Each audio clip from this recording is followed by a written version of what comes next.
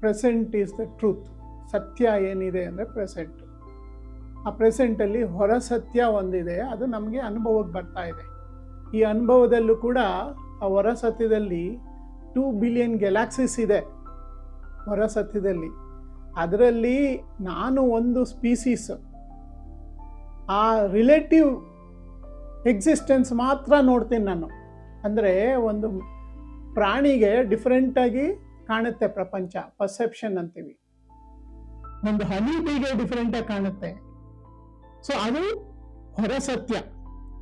V are all species specific relative existence experiencers ಅಂತ ಹೇಳ್ತೀವಿ ನಾವು. ಬಟ್ ಹೊರ ಸತ್ಯ ಏನಿದೆ ಅಂದ್ರೆ, ಈ ಹೊರ ಸತ್ಯದಲ್ಲಿ ಅಂತರಾಳಕ್ಕೆ ಹೋದ್ರೆ ಪ್ರತಿಯೊಂದು ಕೂಡ ಅಟಾಮಿಕ್ ಸ್ಟಫ್ ಇಂದ ಮಾಡಲ್ಪಟ್ಟಿದೆ. ಅಟಾಮಿಕ್ ಸ್ಟಫ್ ಅಲ್ಲಿ ಏನಿದೆ, 99.99999% ಎಂಟಿ ಲೈಕ್ ಸ್ಪೇಸ್ ಇದೆ.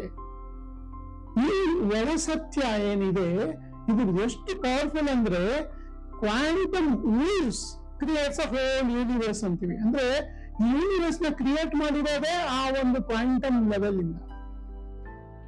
ಇದು ಇವತ್ತಿನ ಕ್ವಾಂಟಮ್ ಫಿಸಿಕ್ಸ್ ಹೇಳುತ್ತೆ.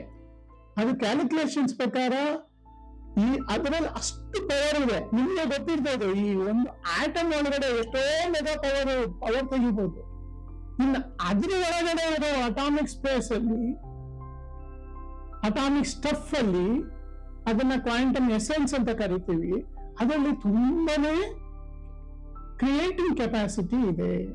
ಅದಕ್ಕೋಸ್ಕರ ಅದನ್ನ ನಾವು ಕೃಷ್ಣ ತತ್ವ ಅಥವಾ ಶಿವತತ್ವ ಅಥವಾ ಅಚಲ ಅಥವಾ ಬಯಲು ಅಥವಾ ಬುದ್ಧ ಸ್ಥಿತಿ ಅಥವಾ ಮುಕ್ತೋಹಂ ಅಂದ್ರೆ ನಿಮ್ಮ ಮುಕ್ತಿಗೆ ಬೇಕಾಗಿರುವಂತ ಸತ್ಯ, ಅದು ಒಳ ಸತ್ಯ.